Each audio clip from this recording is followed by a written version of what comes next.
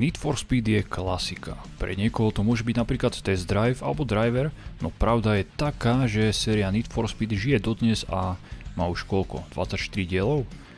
Nové diely síce nie sú až také kvalitné, ako boli v strede života tejto série, kedy vyšiel Underground, Porsche 2000 či Hot Pursuit 2, no séria stále žije. Osobne som znovu do tejto série naskočil s príchodom Rivals v roku 2014 a celkom ma bavil. Payback som zase nechápal chatrujúcu políciu a súperov, ktorým ste nemohli uísť, a na najnovší hit sa teším, pretože dostáva od kritiky pekné známky. Že by sa Need for Speed konečne opäť dostávalo pomaličky na vrchol? Uvidíme. Najnovšie diely priniesli síce otvorený svet a realistickú grafiku, no základ ostal rovnaký. Základ, ktorý položil práve prvý diel už v roku 1994.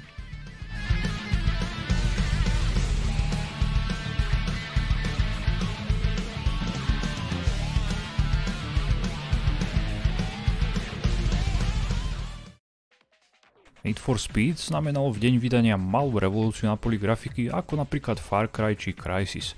A už je to neuveriteľných 26 rokov, čo Electronic Arts stále vydáva závodné hry. Zaujímavé je, že Need for Speed vyšiel najskôr na systém 3DO v roku 1994 a až potom o rok neskôr aj na PC, a práve PC verziu si ukážeme. Minulé recenzovaná trilógia Test Drive a aj Stunts veľmi úzko súvisí s prvým Need for Speed, pretože na nej pracovali niektorí ľudia z Distinctive Software, napríklad Don Metric a Brad Gore, ktorí potom išli pracovať pre Electronic Arts. A Gore pri tejto sérii vydržal až do roku 2011, kedy vyšiel The Run. Metric robil vedúce pozície pre Electronic Arts a v roku 2007 odišiel do Microsoftu, kde postupne získal dôležitejšie posty. Bol menovaný ako jeden z najvýznamnejších technologických vizionárov. Ale poďme späť k Need for Speed. Veľa herných mechaník preniesli z Test Drive, napríklad výber aut či ich ovládanie, ktoré niekedy pôsobia, ako keby ste šoferovali loď. Najskôr vyšla v roku 1994 verzia pre 3DO, čo bola vtedy výkonná herná konzola, ktorá žila len do roku 96. Na túto konzolu ste mohli spustiť náročné 3D hry, preto sa autori báli, či domáce počítače a systém DOS vôbec spustí Need for Speed.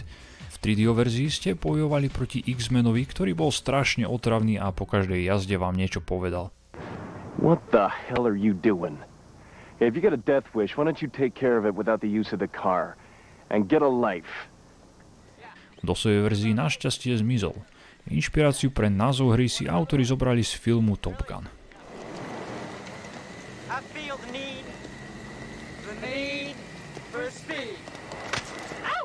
Rok medzi 3DO a DOS verziou bol veľmi potrebný, pretože autori dokázali hru vylepšiť po audiovizuálnej stránke, pridať nové trate, auta, možnosť hrať hru v multiplayeri, čo pomohlo hre, aby sa stala legendárnou. Nebol to jednoduchý port z konzole na PC, ako by ste si mohli myslieť. V roku 1996 vyšla špeciálna verzia, ktorá vyšla len pre DOS a Windows a pridáva do hry podporu Direct 2, čo bola vtedy novinka pridávajúca množstvo efektov, a multiplayer TCP/IP. Ďalej ste si mohli zahrať dve nové trate, rannú, poobedňajšiu a večernú variantu trate a ďalšie vylepšenia. PlayStation verzia vyšla tiež v roku 1996 a pridala lokálny split screen, čo bolo vôbec prvýkrát v tejto sérii. Na PC priniesol až druhý diel split screen. V Japonsku vyšiel Need for Speed na PS pod názvom Overdriving a neskôr aj verzia Nissan GT a Skyline Memorial, v ktorej ste jazdili len s autami Nissan. Autori spolupracovali s magazínom Road and Track, preto bol v ich hre na svoju dobu veľmi dobrý fyzikálny model, čo veľa recenzentov chválilo. Z dnešného pohľadu je jazdný a fyzikálny model v prvých Need for Speed veľmi primitívny, pretože vtedy nemali technologické možnosti na niečo lepšie ako dnes. Keď zapnete hru, objaví sa známe logo a krátke intro ako pre závislých ľudí na nadúpaných autách a rýchlosti. Autori v podstate ukazovali silu CD-ROM. Následuje už klasické menu, ktoré som si veľmi obľúbil, dá sa v ňom veľmi dobre orientovať a ak chcete, môžete si pozrieť prehľadné tabulky každej mašiny, ktorá bola v tom roku na top mieste.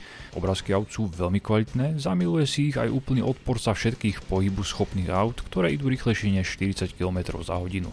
Tabulky sú rozpísané v počtoch, aké auto má akú akceleráciu, aká je jeho brzdná dráha a vyváženosť prudkého zatáčania v rýchlosti. U každého auta je aj jeho história, ktoré bolo prvé a v ktorom roku, dokonca je u každého auta video. To je ale len v CD verzii.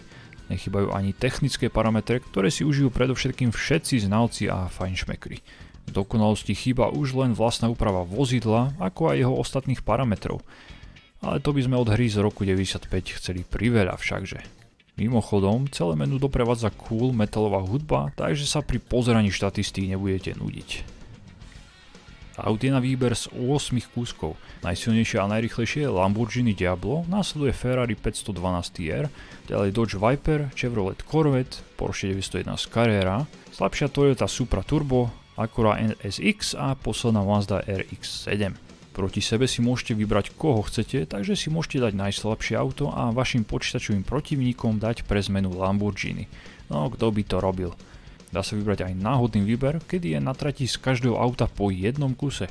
O autách sa toho v hre dozviete naozaj všetko. Autori ich mali možnosť aj sami vyskúšať, nafotiť, nafilmovať a zobrať zvuky motora. Trati je 7 a ak máte špeciálnu edíciu, ktorá vyšla v roku 1996, pribudnú ešte ďalšie dve.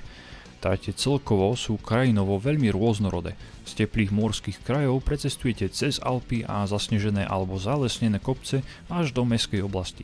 Je len na vás, či budete hrať okruh, turnaj alebo 1 na 1 v plnej premávke, kde sa hrá o všetko.